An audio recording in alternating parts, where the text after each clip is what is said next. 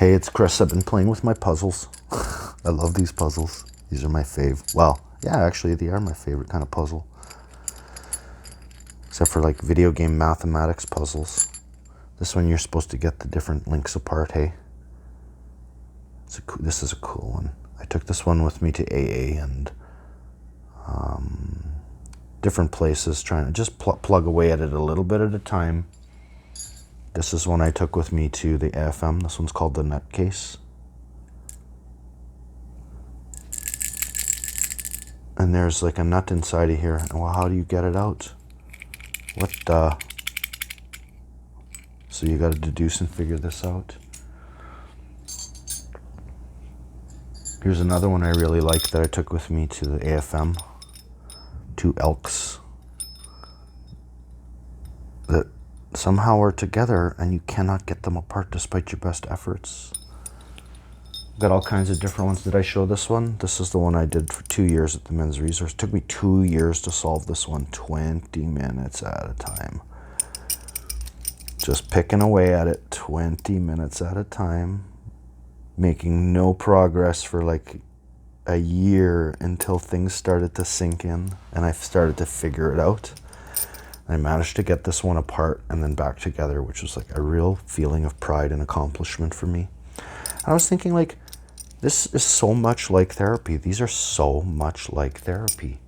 This is so much like personal journey of transformation and personal growth, or whatever word that we can put on it for ourselves, whatever, applies to us individually. For me, it's been personal transformation and stuff like that.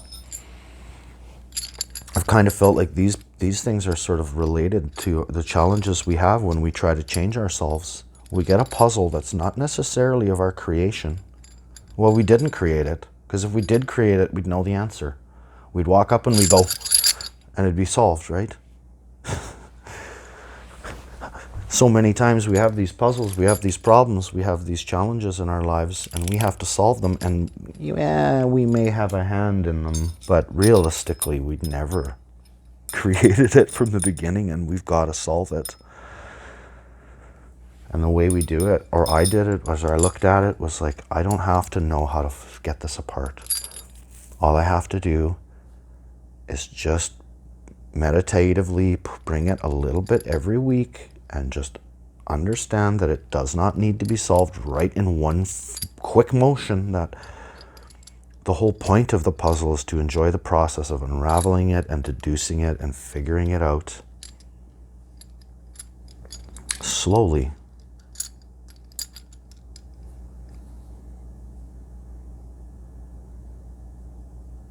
That's always been really powerful to me. And like, and I feel like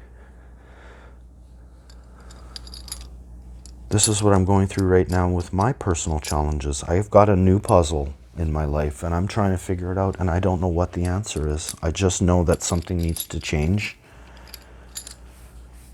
And so I'm working at it.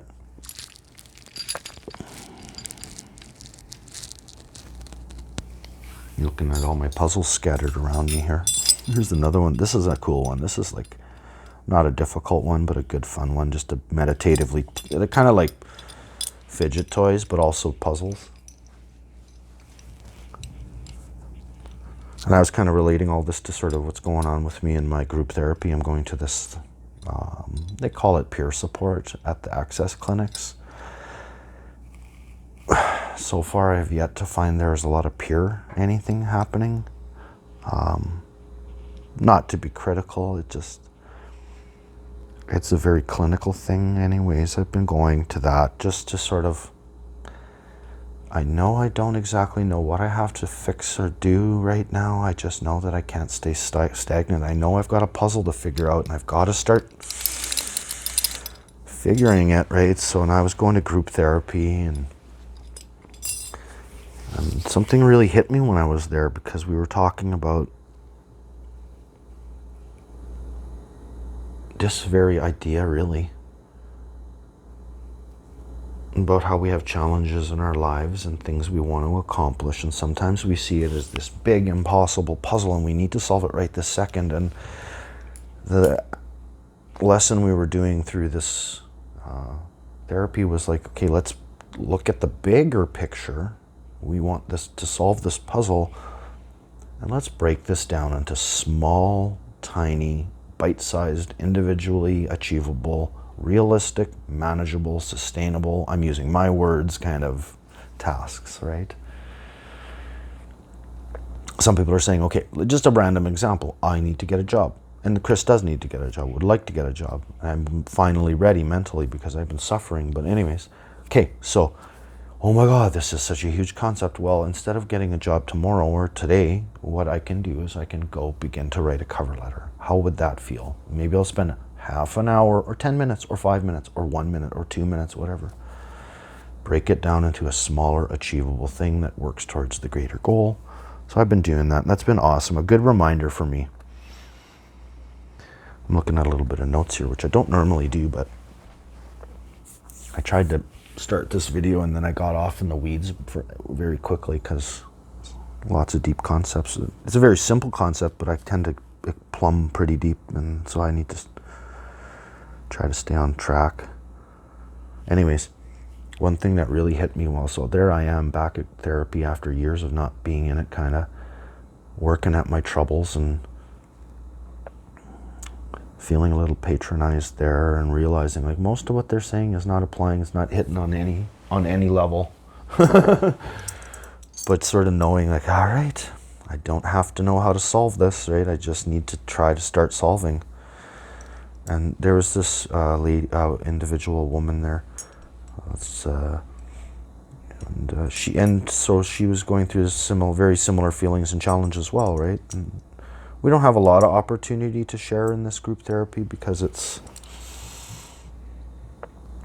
like I was saying in a different video, it's like highly, highly clinical. It's not really a heart-centered group therapy. It's more of an information-centered group therapy, which, well, I won't go into too much more detail than that. But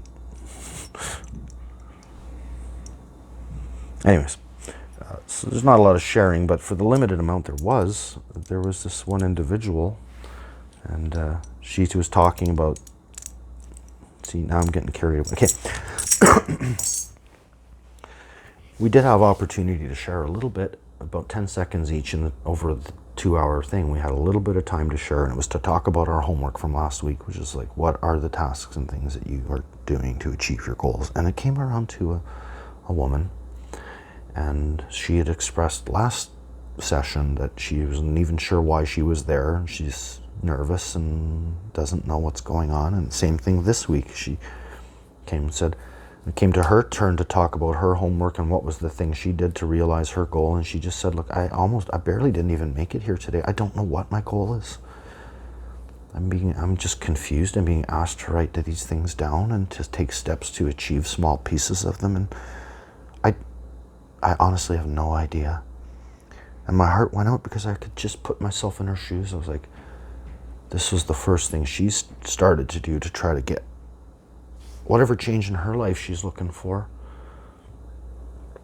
And it put me back in that mind frame when I was taking my first hesitant, trepidatious steps to just do something different or make it not be this way. And I was just as confused as that too. And after it was done, I wanted to say something to her encouraging, but limit what I say, just because again, we haven't had a chance to know each other, because the sessions are very, very clinical and very business meeting-like, and there's not a lot of human connection going on. So I just kind of wanted to say something encouraging and gentle, but as the thing was letting out, I just said to her, it's all right, you made it today, and that's a real thing. Good for you, and you don't have to know. You don't have to know. That will come later. Some answers will come later. It's okay to not know. But you were here today, and just good for you. I hope to see you next week. And she took a lot of relief from that. She was like, really? Okay. Good, because I have no idea. And then she kind of left. But I left it at that, and I moved on from that. Just encouraging. But it brought me back to thinking about me. And oh my God. And this is so true about personal growth. Like, I know it's a little reductive, but if we knew the answer, we would just have done it already. None of us are dumb.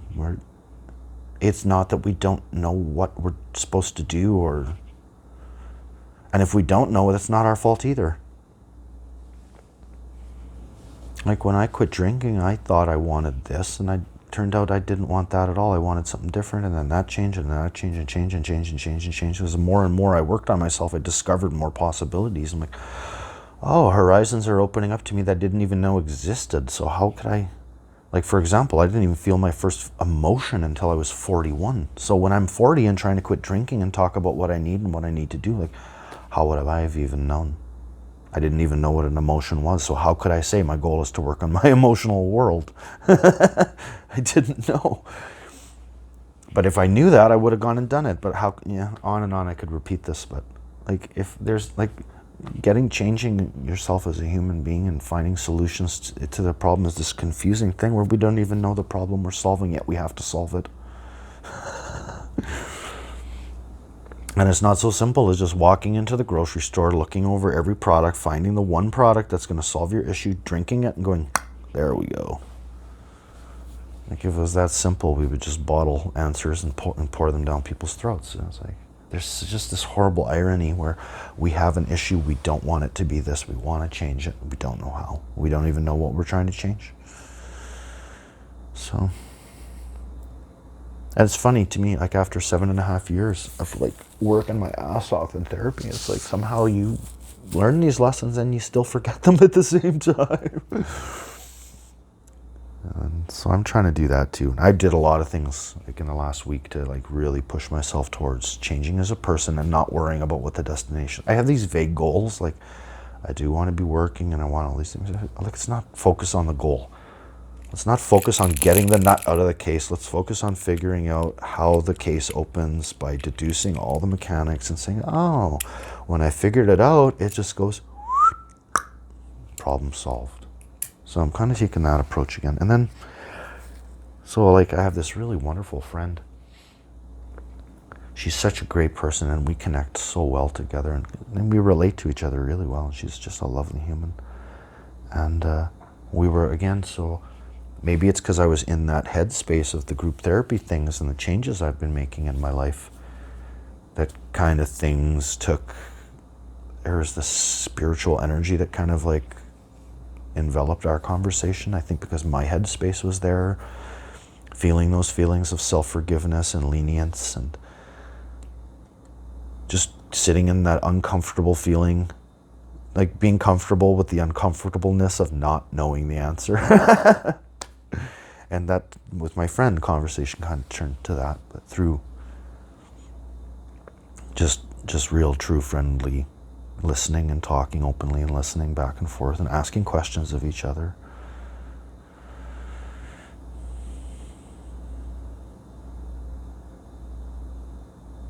I know she's been dealing with some things, and I wanted to give advice on how to solve the puzzle, and I didn't. I just said, it's okay to not know. It's really okay. It's really okay. And I talked about when I quit drinking, I thought what I wanted to do was quit drinking because what I wanted was this undefinable thing that I thought was going to happen. But that's not really, because then when I quit drinking, I realized, no, there's this bigger thing I need to solve. But I couldn't see the bigger thing I needed to solve until the drinking was solved, right? And like,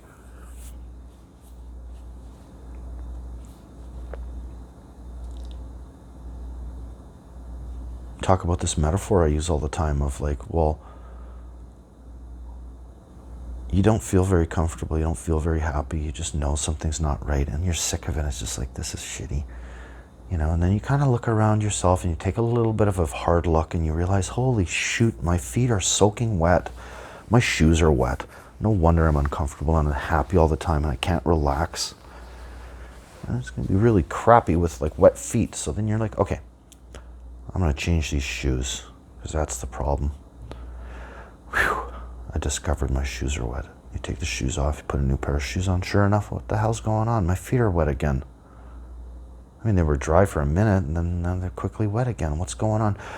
Oh, goodness me, I tried the shoes, and now I realize that's a possibility, but now it's not the shoes, so I'm going to look a little deep. Oh my God, it's because I'm standing in a puddle. There's water on my feet.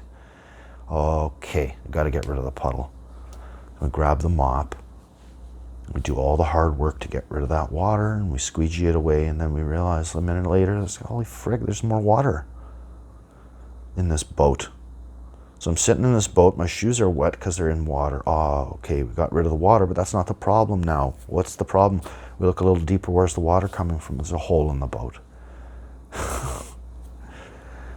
Couldn't have known that. Now we see what's going on. We look a little deeper, start to look at the hole. Okay, so there's a hole in the boat. Let's fix the hole in the boat. And then we start to apply patches on the hole in the boat, and then we start to say to ourselves, the patches aren't holding too good. My feet aren't wet anymore, but now I'm looking at this patch, and holy mackerel, it's barely holding on. And it's falling away and flaking away, and you're like, all right. Why is there a hole in the boat in the first place? Where did that hole in the boat come from? Yeah. And I'm just trying to talk and share with my friends some of these really potent ideas that are so fundamentally simple. There's like acknowledging that you want something different than what it is probably good enough. Now you start moving because you have no idea what you're going to discover until you get there. And the only thing you can know when you get there is like, is this useful for me or not useful for me? But the very least you always get is like, what's a new direction I can look in? Because now I have a greater understanding.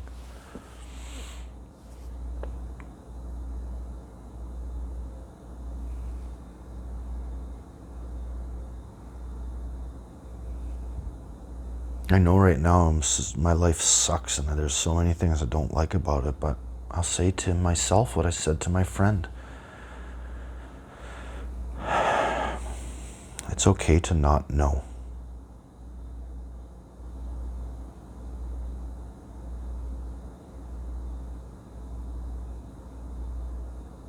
It's okay to care about yourself enough